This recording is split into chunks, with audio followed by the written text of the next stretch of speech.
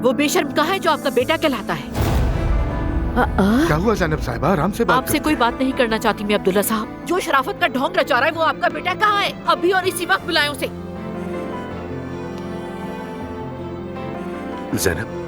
अज़लान। ज़ैनब साहिबा आखिर हो क्या गया है बताएं। अज़लान। अज़लान। ज़ैनब क्या हुआ है? क्या हो गया है?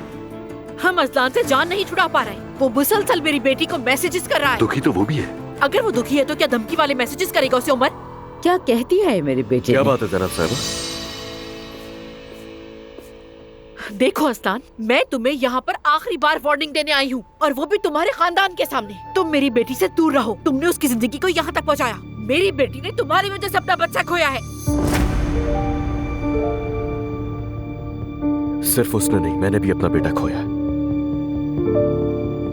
लेकिन ये समझ में नहीं आ रहा कि आप मुझसे किस बात का बदला ले रही हैं आखिर। क्या मतलब है? आप किस किस्म की माँ है? हाँ, आपको तो चाहिए कि आप उसका घर बचाएं, बल्कि आप उल्टा आग लगा रही हैं उसके दिल में। जाहिर है आपको शादीशुदा लोगों से आखिर नफरत भी तो है ना, क्योंकि आप खुद भी तो तलाक याफ्ता है।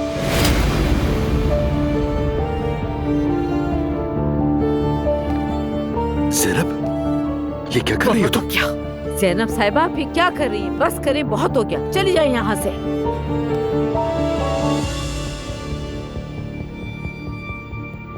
मैं देख रहा हूँ सच बहुत बुरा लगता है आपको, लेकिन ये जो आपकी फेमिनिज्म वाली सोच है ना, ये बिल्कुल बकवास है। मेरी बेटी और मेरे मामले से दूर है, मैं उसे लेकर आऊंगा। तो फिर देखते हैं। चलो ज़ैनब बस करो आप। जो करना चाहते हो शौक से कर लो।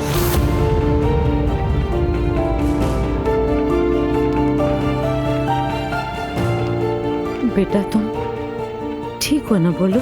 ठीक हूँ, ठीक हूँ, मैं ठीक हूँ। मेरे तो घर वाले ही मेरे अपने नहीं हैं, दूसरों को क्या कहूँ।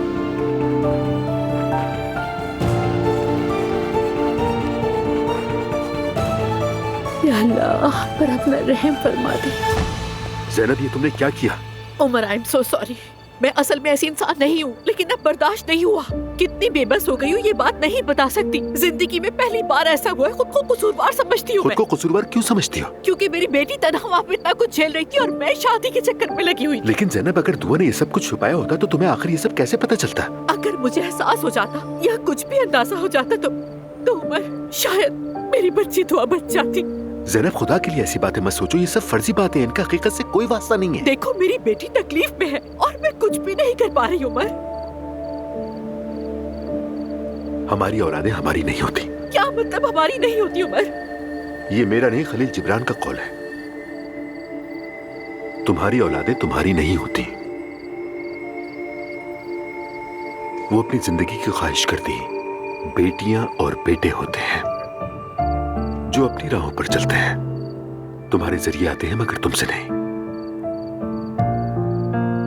अगरचे वो तुम्हारे साथ हैं मगर तुम्हारे नहीं। तुम उन्हें अपनी मोहब्बत दे सकते हो मगर अपने ख्यालात नहीं, क्योंकि उनके अपने ख्यालात होते हैं, अपनी सोच होती है। तुम उनके जिस्मों को थाम सकते हो लेकिन रूहों को नहीं, क्योंकि उनकी रूहें उनके कल में बसी होती है। ज़ैनब हम दोनों मिलकर पूरी कोशिश करेंगे, लेकिन बाकी सब हमारे बस में नहीं है और ना ही होना चाहिए।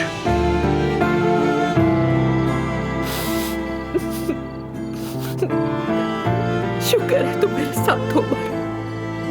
शुक्र है खुदा का।